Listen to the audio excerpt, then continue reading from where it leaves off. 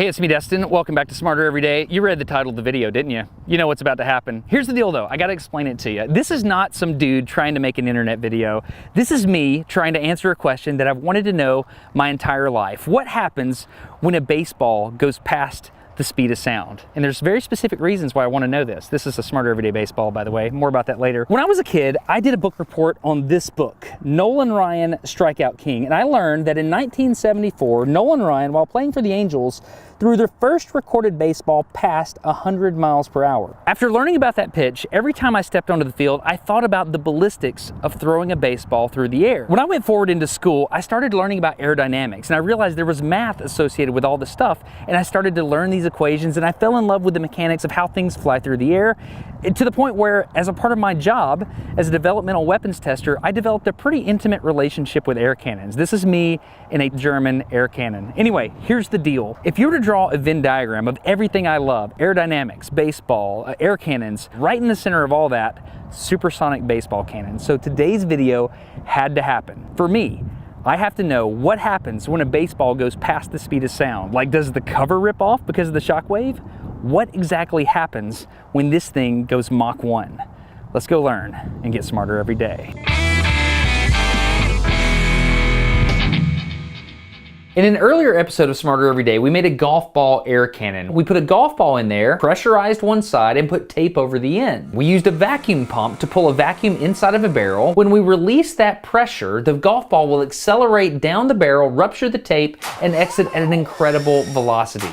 What we want to do here is basically the same thing, only at a much larger scale. The baseball is 1.6 times larger than the golf ball and 3 times as heavy, and Mach 1 is 767 miles an hour. So in order to do this, we have to do some serious engineering. So I got some buddies to help me out, and we started brainstorming. You'll remember David from the Vortex Collision Device, Jeremy Fielding from the Mad Batter, and Trent from the Lawn Tool videos. So if you got holes in there, it's got to go around corners and what have you. Okay, so imagine this. So right now we've got a pipe, and then we're pulling the plug out, and then all the air rushes in the end there, right? Yeah. What if we have the pipe all the way inside the tank? This really is just a cone to make sure Got it in there. Engage the barrel every time, and it also retains the seal. And we may be able to get supersonic velocity with air just because of the vacuum here and because of the venturi. As soon as I start modeling it, I'm going to have a bunch of questions. Because at that point, I'm putting screws there. I'm putting how do you make it? It's going to be long. Just get a longer trailer, man. It's a longer trailer. That's how it works. We need to talk about that. So I've been successful in uniting you both against me. So it sounds like we're ready to go. Now we've decided how we're going to do it. Exactly. Now we know what we're doing. We'll tell Dustin what we came up with. Okay, I want to show you how this thing works because it's awesome. This is the SolidWorks model, and we're going to cut this thing in half, and we're going to zoom in right here and show you what it looks like on the inside. The whole idea here is we want that baseball to go stupid fast. So to do that, we need a whole lot of air on one side and not a lot of air on the other. That difference in pressure will make it go. This seal right here is how we create that difference in pressure. We can pressurize the tank on the left here, and then we pull a vacuum on the barrel on the right. When we're ready to fire, if we pull that rod back, it'll break the seal, dumping all that air behind the baseball, and off she goes. Pressurizing this tank is a little bit harder than it might seem because you have several different places air could leak out. We have a gasket here, here, here, and a dynamic seal on the rod back here. So when we pressurize that tank, it's going to try to push that rod out the back of the tank just like a syringe, which sounds like a bad thing, but it's actually good because we're going to use that force to try to pop the cork on the baseball even faster. To do this, we designed this sear mechanism at the back of the tank. We push the rod into place really hard, and then we compress that front gasket, making a seal behind the baseball. We then click up this little thing, and it holds everything together if we get all the alignment right. Since it's one long rod, that keeps the gasket in the front sealed until the moment we want to release it. We then pressurize everything in the tank tank, and then we release that sear and it'll dump all the air into the baseball so it goes stupid fast. The problem is now the rod is free and it starts to move back very fast, and it's so heavy it could break stuff. So to fix that, we have this shock absorber in the back that we can tune with a valve to try to slow down and stop the rod. Let's go forward and look at some of the cool things we did to the vacuum side on the barrel. With the golf ball cannon, when we looked at the slow-mo, I observed that as the ball got closer to the end of the barrel, it started to inflate the tape kind of like a balloon. That told me that there was still air inside the barrel, meaning we were losing some of the velocity in the barrel due to drag. In an effort to get rid of any extra air in this 20-foot long barrel, we have 2 extra vacuum volumes on the front. We've got this big cylinder up front here, and then we have this big red box beam underneath the barrel. The idea is as the ball goes down that 20-foot long barrel, if there's any extra air in there, it has a place to go. I don't really know if this part's gonna work. I honestly just kind of made it up, but it makes sense. You want to suck the ball to the end of the barrel and you want to like get rid of the air that's in the way, so you've got what I call extra vacuum ullage. Anyway, doesn't matter. Build montage.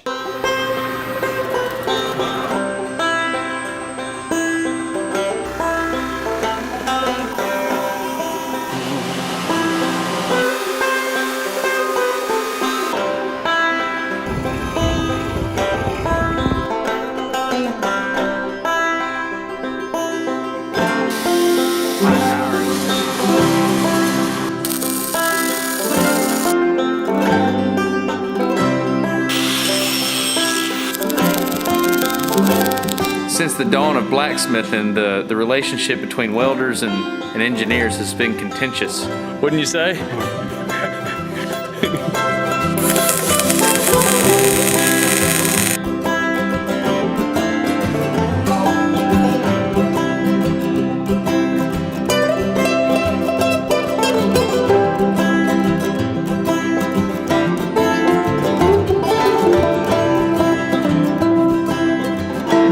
Laughing at us? We like seeing engineers work. Oh man. We don't get to see that very often.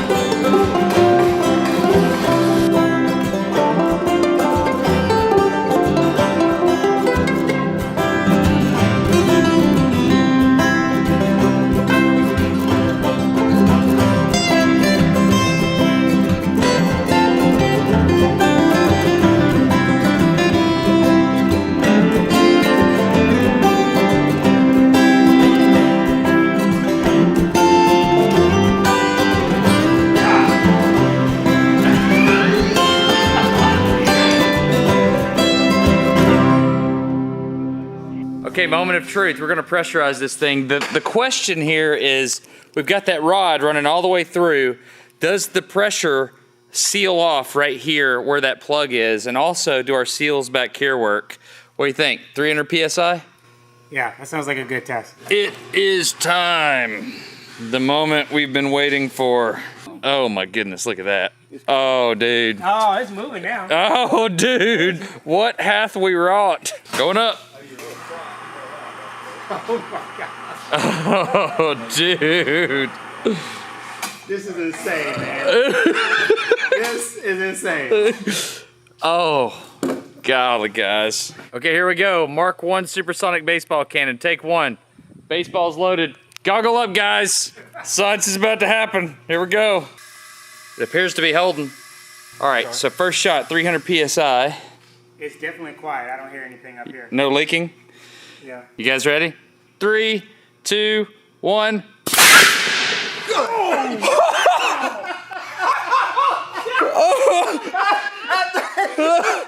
my gosh!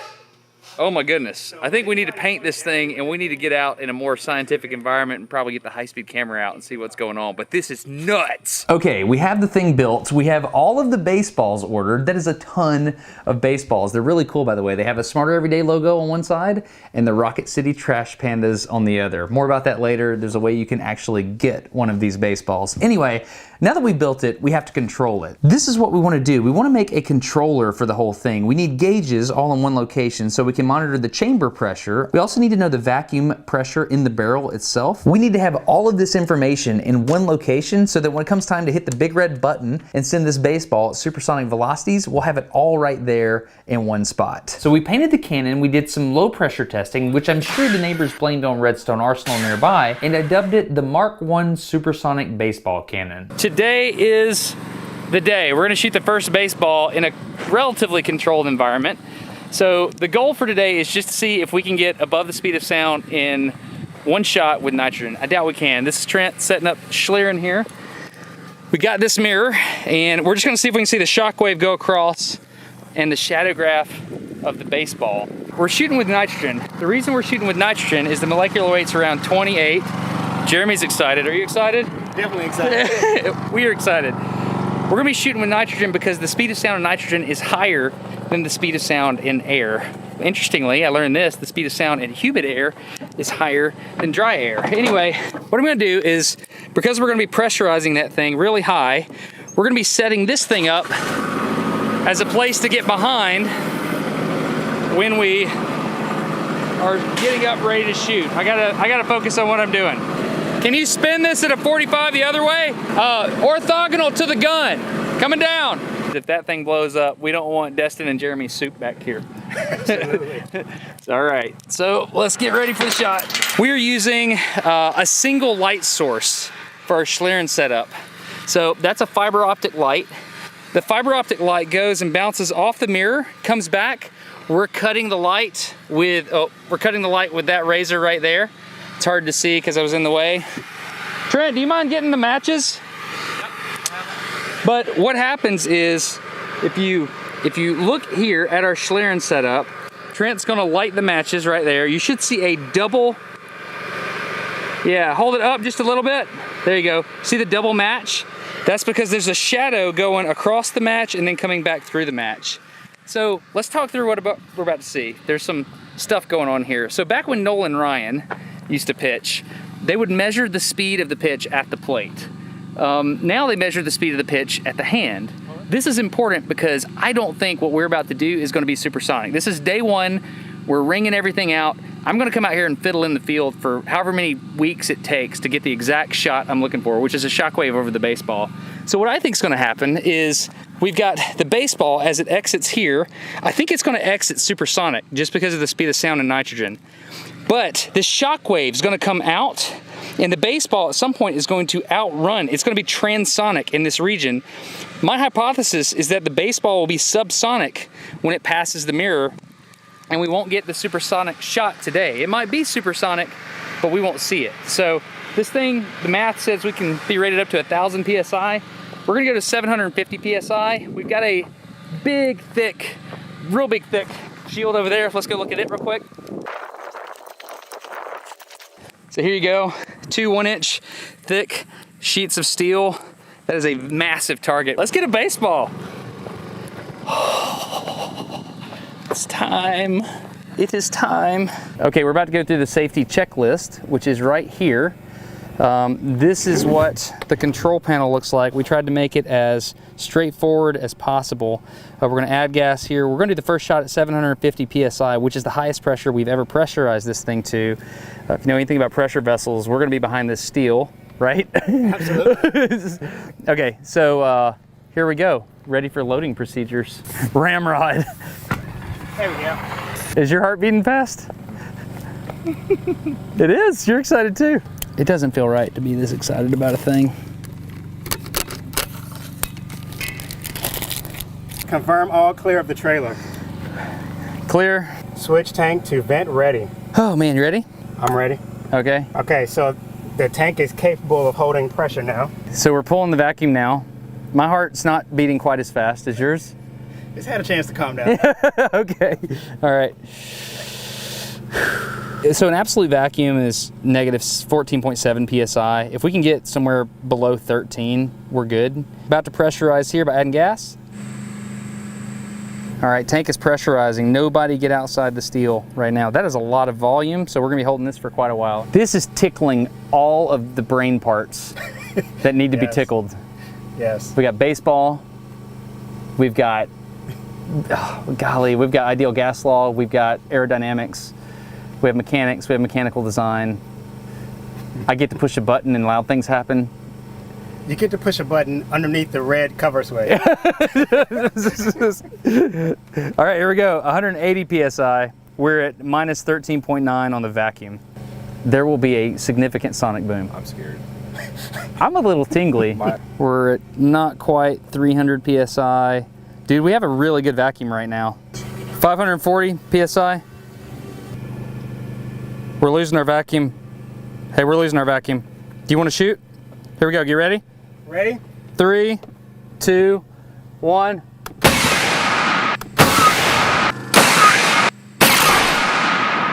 What on earth? Where'd it go? That ball disintegrated. No, it didn't.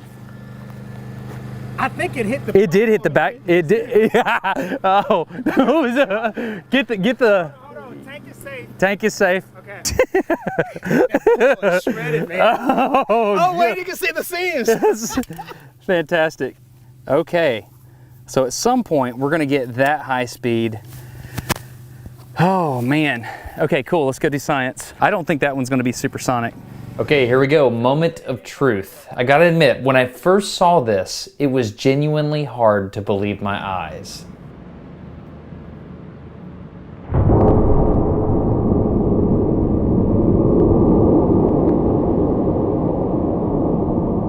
Okay, yeah. So. Oh, oh wait. Oh man. Dude, what have we done? Look at it. It's beautiful. Can we just walk over and put a ruler in front of That's the mirror now? supersonic. And then we'll know how much that transient space is? You can tell it's supersonic by the angle. Like it has a Mach cone. Oh, there's another. What is that?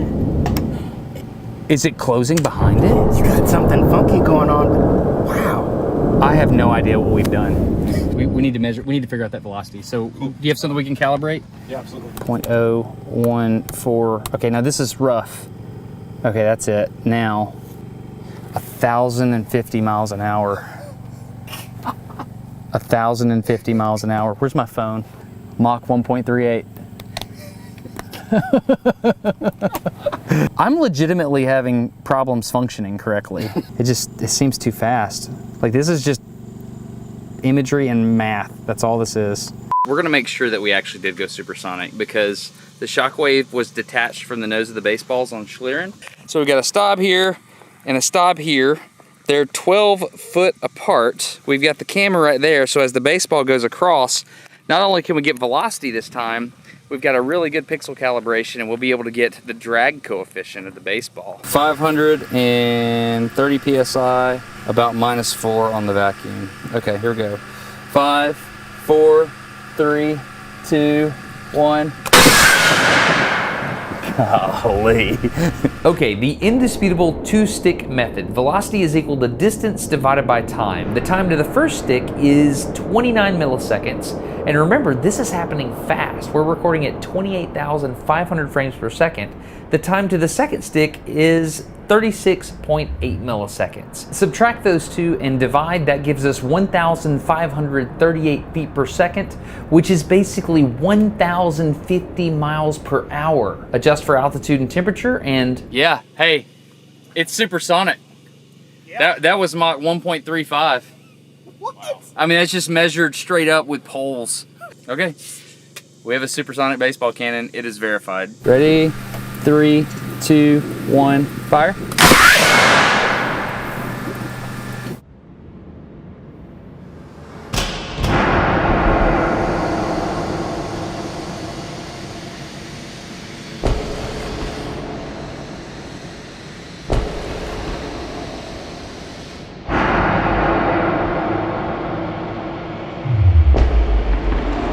We've all heard the expression knocking the cover off the ball, but the ability of a baseball to be destroyed by literally ripping itself apart with kinetic energy is something I never thought I would see. That's how leather breaks when it's beyond its tensile strength.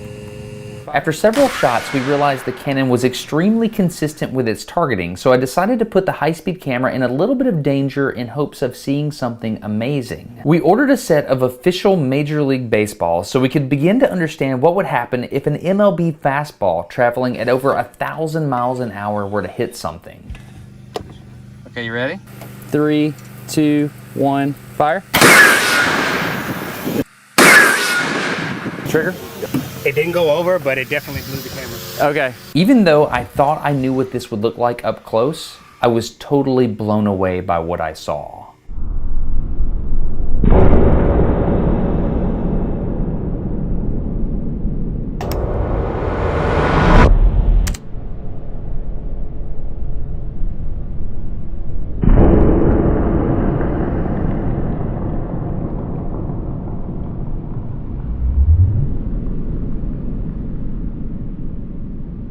Okay, so I've thought for a year about how I'm gonna say this, and I still don't know if I have it right. So I'm just gonna tell you everything, and I trust that you're gonna understand. Here's the deal. A project like this is gigantic, and it's very difficult to get a sponsor to sign up for something like this. There's just too much risk, right?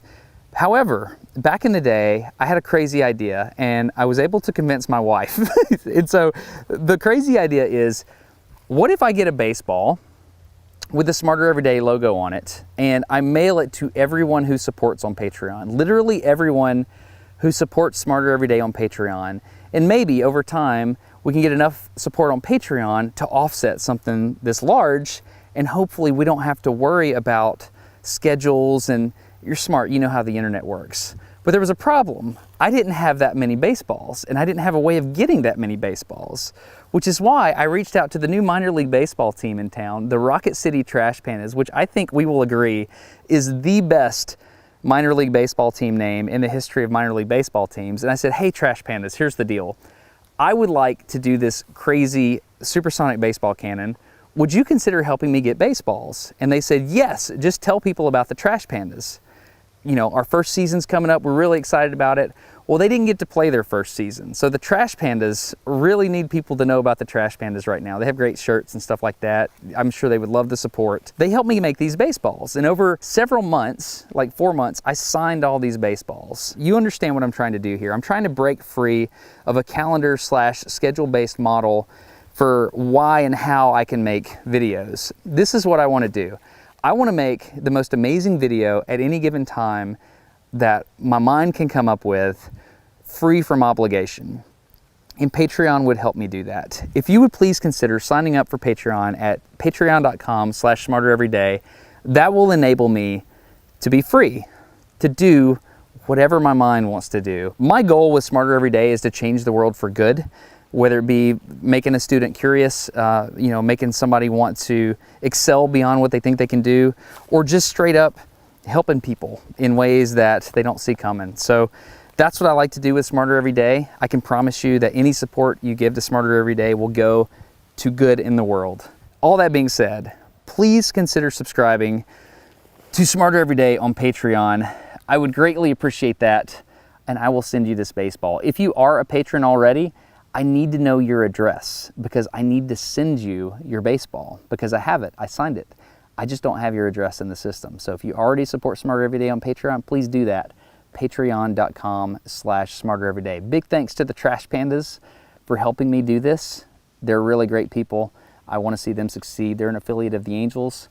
Also, yeah, that's it. By the way, we now have a supersonic baseball cannon on Smarter Every Day. We can do whatever we want now. I thank you for watching this video. I thank you for supporting this goofy little channel that this guy in Alabama has where he explores math and science and tries to do things that are intelligent, respectful, humble, and fun. That's kind of my goal. Thank you for considering your support on Patreon.